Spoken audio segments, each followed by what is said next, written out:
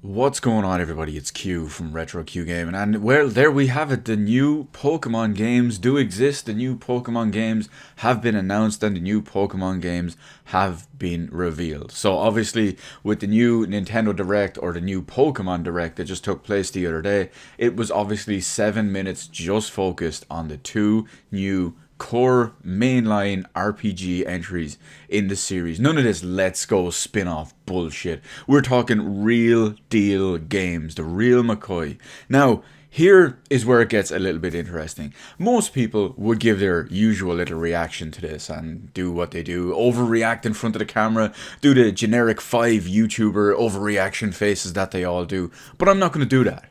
I'm going to tell you how I feel about these games with a little bit of a story.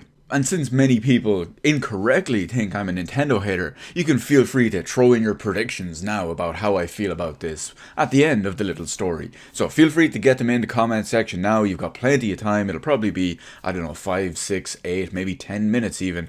Well, you can bang out a whole thing there and you can predict how I'm going to feel about these. Is it going to be good? Is it going to be bad? Am I going to talk shit about them? Or what's the deal? Thankfully, most of my subscribers are logical people and understand what I'm going for and my point when I criticize the Switch. Anyway, let's get back to the point. So we'll open up with this story of Pokemon and the whole journey from Pokemon Gen 1 all the way up to Gen 8 as it pertains to me. And this is going to end with my feelings on the new games Pokemon Sword and Pokemon Shield, which of course are the Gen 8 mainline entry games. So I started playing Pokemon back in Pokemon Gen 1, believe it or not. I played it months before it even started coming out here, because when I was a kid, I actually got to go to America months and months and months before they came out over here. So I picked up both Red and Blue, so that way I could get all 3 starters in one game. I'd start, say, Red was my main one, so I'd start Red, pick Charmander because fire all the way, and then I would start up Blue on, say, a friend's Game Boy or Game Boy Color or whatever. I'd play for like half an hour, whatever it is, get to the point where you can first trade stuff across, then I'd trade across the Squirtle. Start over. I do the same with Bulbasaur, so I'd have them all in the main game. That's going to be a recurring theme sometimes in this video, but you'll see my point anyway. So obviously I loved Pokemon Gen 1. It was amazing. It did so much for gaming. It's unreal. I can't properly adequately describe it without being here for 20 minutes, and even then it still feels like it wouldn't accurately get the point across. But that's just how much I love it. That's how much I loved Gen 1. Moving on to Gen 2, it was a similar situation. Gen 2 wasn't out here yet at the time, and a friend of mine was actually in the US at the time, and he asked me, listen, is there anything you want me to pick up over here? I was like, yeah, if Pokemon Gold is out, pick me up a copy of Pokemon Gold. So he brings me back a copy of Pokemon Gold anyway. I'm ecstatic with it as well.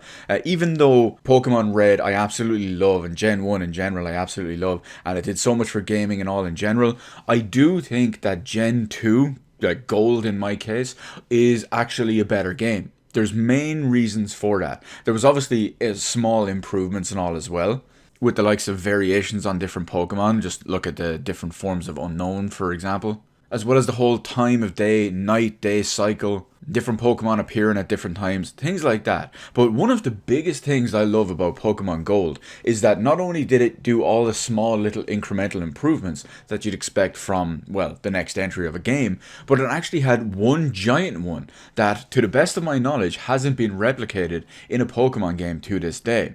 When you complete the main story, all 8 gyms, and become the Pokemon Master, the Elite Four, all that, in Pokemon Gold, you can actually travel back to the Kanto region, which is the area from Pokemon Red and Blue Gen 1, and you can replay what is essentially the entire game in Pokemon Gold.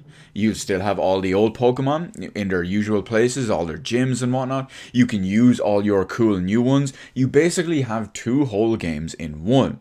Now, a little bit of an aside, that's something I was kind of hoping for that we'd see in Gen 8, before we knew anything about Gen 8, that maybe they'd go big, they'd go hard, and the fact that they could potentially have this big, amazing, I won't call it an open world Pokemon game, but a huge one that's so diverse, because you could go through all the different regions, with all the different Pokemon, all the different gyms, all the different Elite Fours, all the different trainers, all the different bad guys, whatever it is.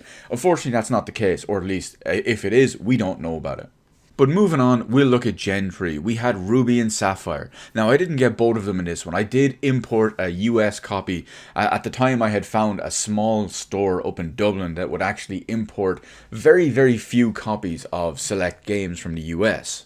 So I picked up a copy of Sapphire, a friend of mine picked up a copy of Ruby, and we did our usual thing. He would play his version, I would play mine, because that's what we did with Gold and Silver, because I didn't have Silver as well. So that was pretty good. I loved Sapphire. It was fantastic. There's so much that I can say. It's basically like the next step forward, even though I still think Gold was arguably the gold standard, if you will, no pun intended. But again, at that time, it was a proper step forward, ridiculous amounts of enjoyment. I absolutely loved it. Now, moving on to Gen 4, when we finally moved to the Nintendo DS, we hit our first snag. Now, obviously, the first Gen 4 games were Diamond and Pearl. And, of course, I bought both versions of it. I have two DSs. I have a regular, normal, old-school 1980s looking DS. And I have a Final Fantasy XII Revenant Wings DS Lite.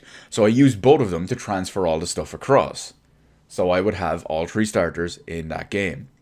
As a quick little aside again, I actually started Pokemon Pearl the other day, just one day before this announcement. I'd been planning to do it for like 2 weeks, but I finally got around to doing it the day the Direct was announced. But anyway, back to the story. So I was playing through Pokemon Pearl. I think I made it a good way through the game. I don't believe I finished it. But towards the end, I kind of got burnt out a little bit. I wasn't really enjoying myself to the point where I wanted to finish it. I just kind of gave up on it. And that was kind of disappointing because that was the first mainline generation that had ever happened to me. Unfortunately, that persisted because when Gen 5 came out, still on the DS with Pokemon Black and Pokemon White, it was the same thing. I started one of them. I don't remember which one it is off the top of my head. I got a couple of hours into it, and I just found myself burnt out and completely uninterested even quicker than I had with Gen 4. I skipped Pokemon Black 2 and White 2 until much, much later. I kind of went back and bought them just as I suppose you could say a collection while in hype mode later down the line, but I didn't really think of playing those ones at all. Just the same way that I didn't really have any interest in playing stuff like Emerald, Crystal, Yellow, etc. I don't like to play the middle game, if you will.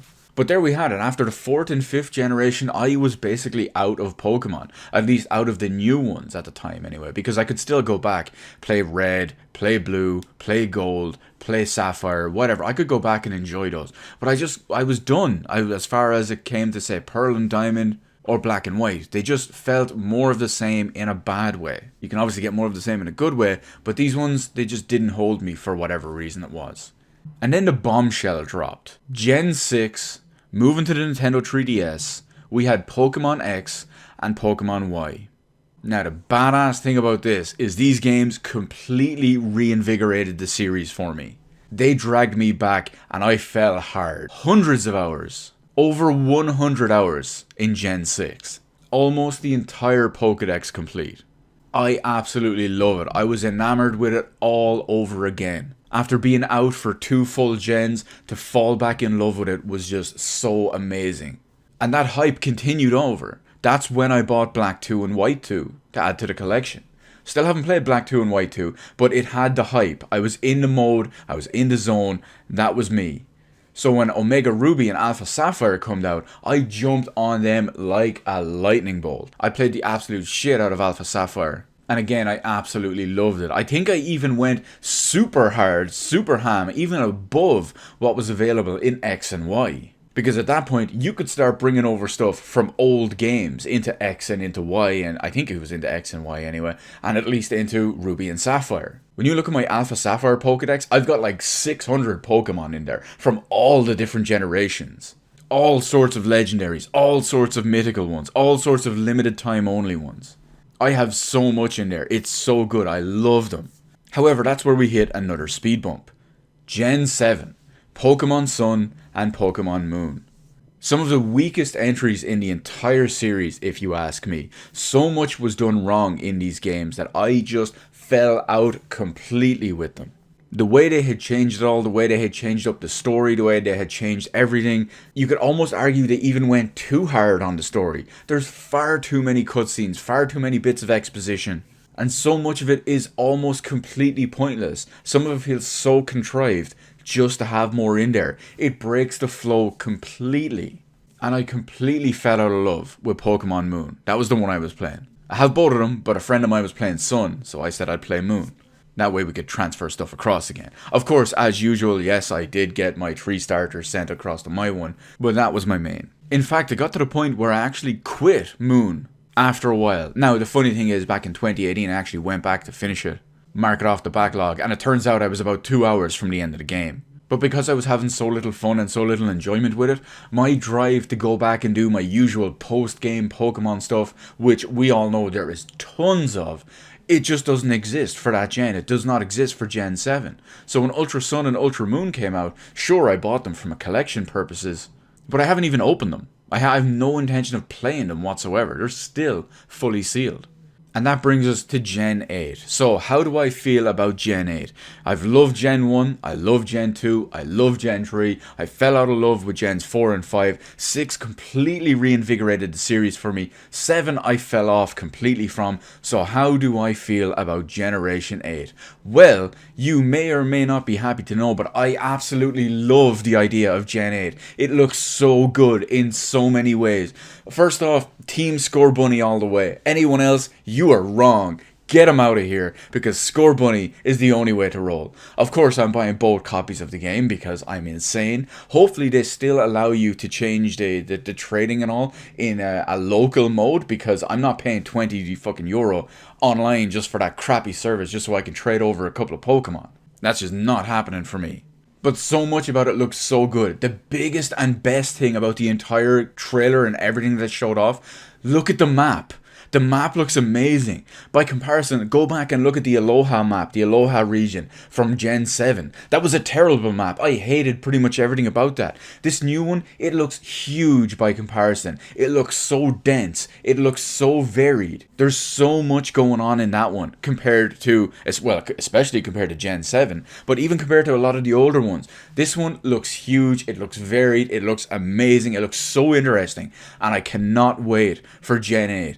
Pokemon Sword, Pokemon Shield. I don't know which one I'm going to main, because I'm going to do the alternate one that my friend does so we can transfer the later exclusive Pokemon across and whatnot. But I absolutely can't wait. Hopefully at E3, when they do their Nintendo Direct thing from E3 again, their digital presentation or whatever they call it, hopefully we see a lot more. Don't spoil us. Don't spoil everything on us. We want some good stuff to find in the game while we're playing it. We want to be surprised. And one thing I will say is I really, really, really hope that they have an unannounced feature that hopefully they never talk about and we all just stumble upon it ourselves, of, like in Pokemon Gold, what I wanted that they had in Gold, where you could finish the game and go back to a different region. Of course, I would love it if you could go back to every region and do all that stuff. That would be my dream. But at this point, I would take even 1 or 2 of the game regions to go back to, just as long as they're not Gen 7. Just keep Aloha away from me. Aloha? More like Noha. Am I right? Badum tish. Anyway, that's my hype and my thoughts and opinions on Pokemon Gen 8, Pokemon Sword, and Pokemon Shield. Let me know in the comment section below which team you're on. For some reason, if you're not Team Score Bunny, I'm laughing derisively at you right now, with my usual look of haughty derision. Let me know which game you're going to main. Let me know if you're hyped for it, if you're not hyped for it, or whatever it is. What do you love about Pokemon Gen 8 the most? What do you not like about it? Or hell, even give me a weird little story, just like I did, about your experience with Pokemon, if it's insane or whatnot.